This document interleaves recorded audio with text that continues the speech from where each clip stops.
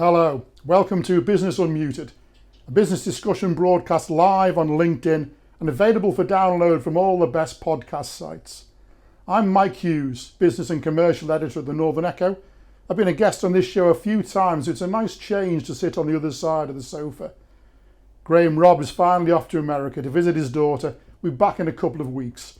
Enjoy your trip, Graham. I'm sure you're watching. On the day this is being broadcast live, Wednesday, February the 2nd, we finally got our hands on the government's long-awaited Levelling Up white paper. 400 pages outline 12 so-called national missions to be achieved by 2030, quite an ambition. These missions include increasing pay, employment and productivity in every region, with each containing a globally competitive city.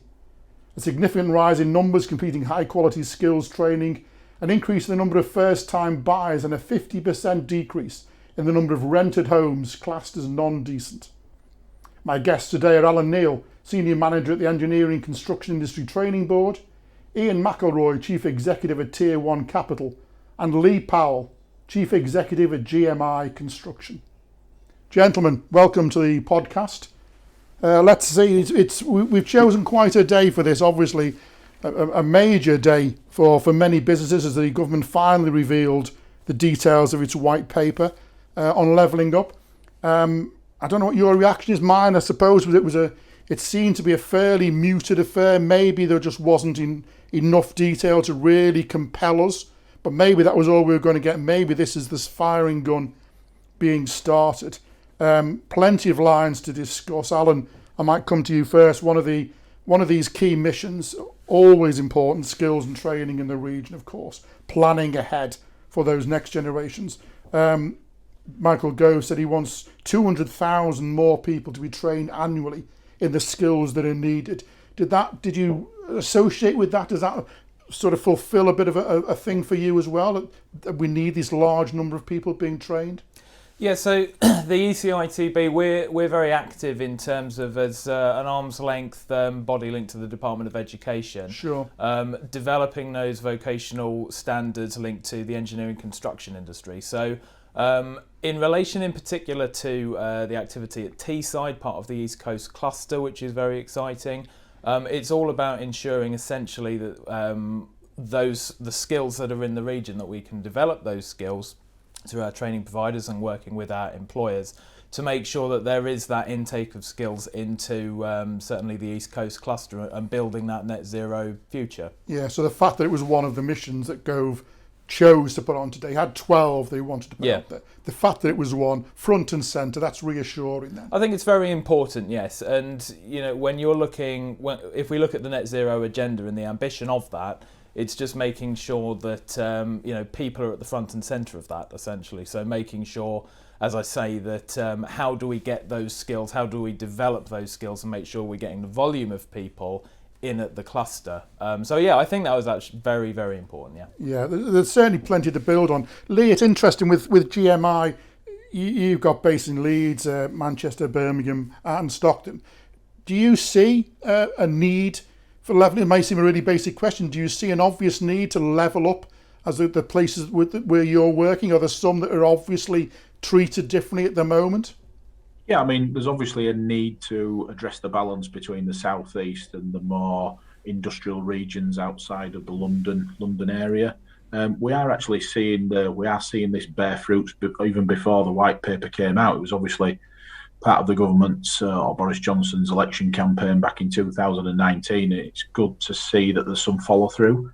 I do agree with you on there, Mike, that there's a bit of lack of detail. You know, there needs to be some more flesh on the bones. It does seem it's a positive that they're talking in this manner, but there's not a lot of detail. But yeah, you know, we need to get employment and skills back into the regions. I mean, especially in the northeast, which over recent decades has sort of declined from an industry point of view. You know, where there's projects on Tees Works. There's a free port status. Humber has got the free ports, and it's a fact that wherever there is a metro mayor, that the economic output of that region tends to go above the average of the rest of the country. So these are positive signs, and it's definitely needed. Yeah, the Metro Mayor obviously was we're familiar with Ben Houchen's work here and the progress that can be made when you have the era of government and when you have a sort of certain boldness. That was an important thing as well, wasn't it, to get who basically, I think he said today, whoever wants one, you can have one. That devolution of power, so there's more local control. That's a key thing. It does, and it is, Mike, and it also appears to be what I would call a stripped back role. So it doesn't seem to be as embroiled in the politics as maybe the MPs and the normal politicians are wrapped up in red tape and what to say and what not to say. You're seeing this with Ben in the South Teesside. He's a man on a mission, and he's all about getting results, and that's what we want to see. We want to see that in the industrial north and the Midlands. Yeah, Ian, talking to your work there at Tier 1, I just want to mention about the funding side of this. That we've already mentioned the potential. It's a little bit of a light touch to what's been announced today. But was there any idea of how on earth we're going to be doing the funding for any of this going forward? Thank you, Mike. I think first and foremost for Tier 1 Capital, we are a Northeast business. Our roots are firmly anchored in the Northeast. So as an employer in the region, we welcome any sort of initiative that's going to hopefully bring increased prosperity to the region. I think higher skilled jobs coming to the region will naturally help to increase the local GDP. So I think as an employer with Tier 1 Capital, we're pleased with any initiative. So we'd welcome that first and foremost. I think the other point that the guys have touched on already, Mike, is the devolution bit. I think the devolvement of power out to the regions is massively positive. I think having people in the local area making decisions for positions that they know potentially better than other regions, I think is a positive one. And I think the devolvement out to the regions will give local enterprises such as the guys on the call today and other employees in the region the opportunity to begin trying to maximise that opportunity of working a little bit more closely with the local authority.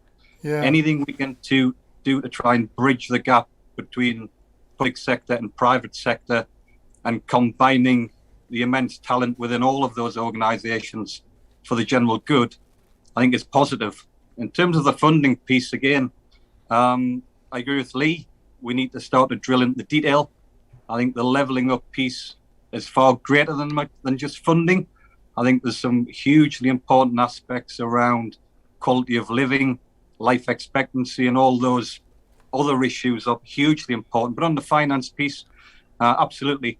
At Tier 1 Capital, we are the appointed investment manager for a London-listed investment fund, the Property Backed Lending Trust. And since 2017, we've been providing funding to property developers in the region.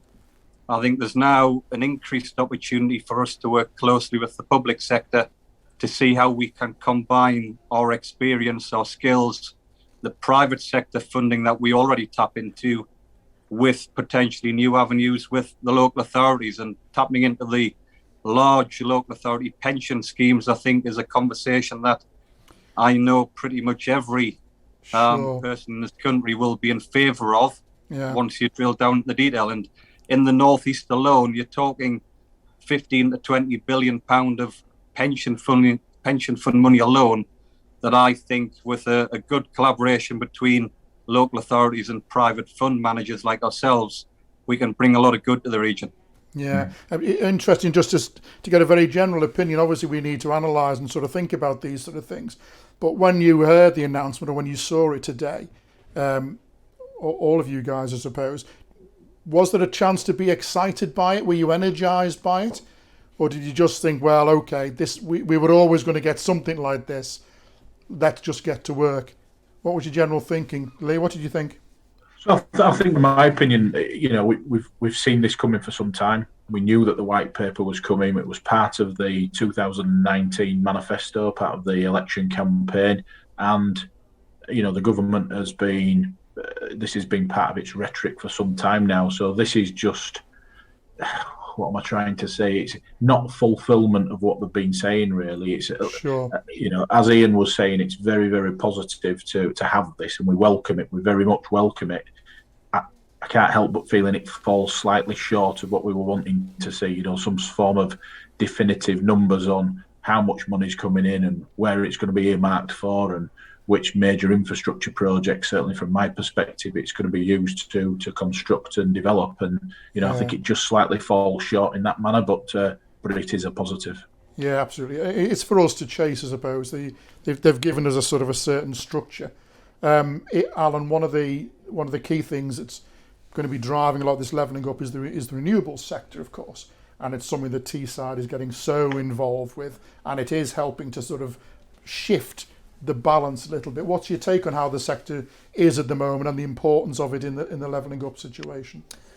Well, I think a very interesting point about the levelling up is the attachment to place that has been mentioned. So the breaking the notion that you have to move away essentially from the north in order to get a high paying job. Yeah. So all of the activity that we're looking at on Teesside and down in the Humber region as well, there's so much volume that is needed in the engineering construction industry to deliver on the renewables vision and the transition from where we are now into renewable energy and that zero carbon future.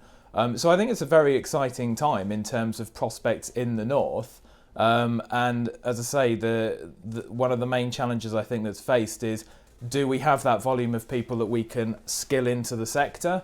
So it's an exciting time to be in the north for that. Yeah, and as you say, that's an important point as well, isn't it? That we need to make sure we have the numbers. If the government's going to say we're going to do this, this and this by 2030, yeah, there is an imperative for us as well to keep pace with that, and to say, yeah, if you do deliver that, we've got the right sort of people in place. Absolutely. I mean, in terms of the skills that are there, so some research that we've done and that is in the public domain. Essentially, what do we need in order to deliver this zero carbon future? Now, a lot of the engineering skills, we're not thinking that there's going to be a radical departure in terms of what skills are needed. It is very much that volume. So it's all about, for the ECITB, what can we do to make sure that we've got that pipeline of new entrants that's coming in to the industry and developing into those well-paid jobs. Yeah.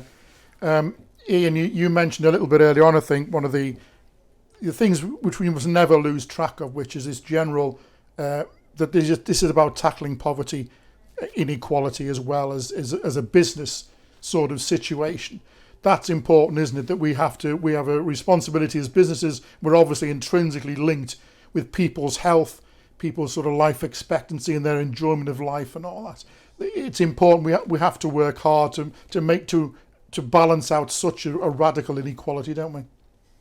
Oh, massively, mate. I mean, first and foremost, we've got a responsibility as human beings to try and look after each other. Sure. So I think any initiative that goes towards trying to improve people's living and working conditions, our own health, our life expectancy, and closing the gap, I think all of that is massively positive. And any way that we can contribute to bringing improvements in those areas as businesses, I think is hugely important. And I know for us, the Property Backed Lending Trust, when we're backing the smaller regional developers, we do like to see sustainable methods of construction. It's something that we're interested in. We're very strong and tight on health and safety procedures on the sites that we fund. So without a doubt, this is far bigger than just providing finance to the local regions. There's a lot of points there around the prosperity of all of us at a very basic human being level that I think we all will naturally embrace and engage with. Yeah, that's it. I mean, we run businesses. I report on businesses. You guys run them, but they're all about the people. And unless we look after them, and unless we make sure that they're looked after, then we're missing a little bit of our own challenge. Lee, there's an interesting point here as well about the government's under scrutiny now as never before. Obviously, it's a crazy time for the amount of detail that the people are looking for. Do we feel, particularly on the announcement today, that we can trust the government and we can trust Michael Gove and the plans that he's brought in, that they're going to deliver? 2030 is a long time off, but it's a factor, isn't it? Well, you say it's a long time off. We're in 2022 now, and it's amazing how that period will pass. And I think the answer to your question is that the proof really is in the eating. The proof is in the pudding. we need to see things happen, very close to where you guys are sat right now. There's a Tees Works, there's a whole Freeport status, there's the renewable regeneration that we've been talking about earlier on. We need to see some action up there now. There's been jobs being promised, industries being promised, and I think it starts with that. Ian was talking about, the human level, and it's very important. People are very important, and it's about people's prosperity and wealth and wellness. But that first and foremost starts with jobs and employment and skills and training to satisfy those jobs. And I've been on a couple of things today, and people are saying, what comes first, Lee? In your opinion, do you think it's affordable homes, or do you think it's large infrastructure projects and investment in industry? Me personally, I think it's that investment in industry, because that's what creates the job, so that people can earn money and get skilled and actually then look after themselves and afford their own homes and all the rest of it. I've seen one of the 12 big missions in the Levelling Up paper. The white paper is, a clear path from people from rented accommodation into home ownership. And employment and skills and industry is central to that strategy. Yeah, absolutely. Alan, there's a chance here, isn't there, because of, as you say, you're at the centre of all the skills of this sort of forward planning. There's a chance here for the North East and for this region to set an example, to lead the way, isn't there? Do you see it as a possibility that because of where we seem to be getting a grip of things here, as they've been saying, they want more metro mayors, they want more Houchins around the country. We seem to be doing a lot well at the moment. And we can set an example, can't we? People will be looking to us to see, well, how are you doing it here? How are you doing the skills? How are you doing that running? Absolutely. Well, I think, again, the East Coast Cluster is the one that has launched, and it is very much underway. So in terms of the project, the early feed projects in the engineering on that East Coast Cluster, contracts have been awarded recently. So there is activity that is very much going to be kicking off. And I think, again, it's all about, when you look at the ECITB and what we exist to do, so funded by the industry itself, there to be responsive to, well, what are the needs that will fulfil the industry now? What are those, the energy transition program, etc., that we do?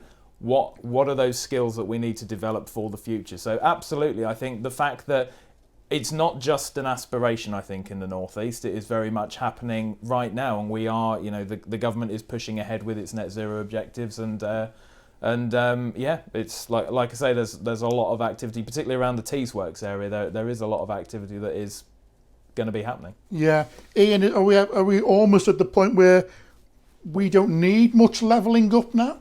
People are going to say, well, there's other areas we were amongst the worst hit potentially, and now we're doing so well, we can almost focus on the other parts of the country, or do you still? Is that just way too optimistic a thing to say? I think we always need initiatives that are being backed by local authorities to help drive economic and social prosperity in the local area, wherever that is. And we absolutely all have to work together to try and maximise the opportunities that come from policies like today's. And we're certainly looking forward to, certainly for the Property Back Lending Trust, we're looking forward to working with the local authorities. We're obviously aware of initiatives. Ben Houchin's been very active. The guys in the north of Tyne have been active as well. So there's a lot of initiatives that the local authorities have underway, which is great. And I think from this, there's a significant opportunity now for the private sector and the public sector to come closer together and use this as an opportunity to. And we keep using the word prosperity. It's all about that. We're all naturally hopeful that we make good from the opportunities we get, and we're looking forward to taking those opportunities and seeing where we can go with it. Yeah, I think that's it. We've been given this basic framework. We knew what was coming. We've seen some of the detail of it. We know there's an awful lot more detail to come. But I think we're in a position where we're going to grasp the nettle ourselves. We're going to say, right, this is the timetable that's been laid down for us. We're in a position to know what we want to do. We're going to do our utmost to keep pace with those sort of ambitions. and make the Northeast as stronger again, and to have it leading the way. I think it's an exciting time. I think it possibly hasn't been put across too excitedly today, but I think people like, oh, we can make a difference here. And I think if we get embroiled in it and make our own targets, I think we're good to go, gentlemen, aren't we?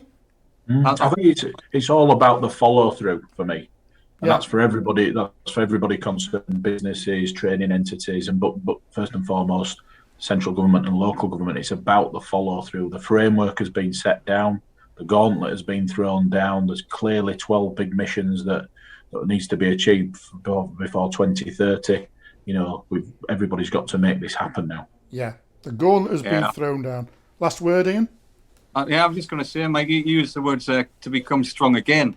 I think, you know, being in the north, living in the north, and the people on the call here, we're from the north. I think we're already strong. We have a strong culture. We have a strong work ethic. There's a lot of very credible, very professional, of expertise.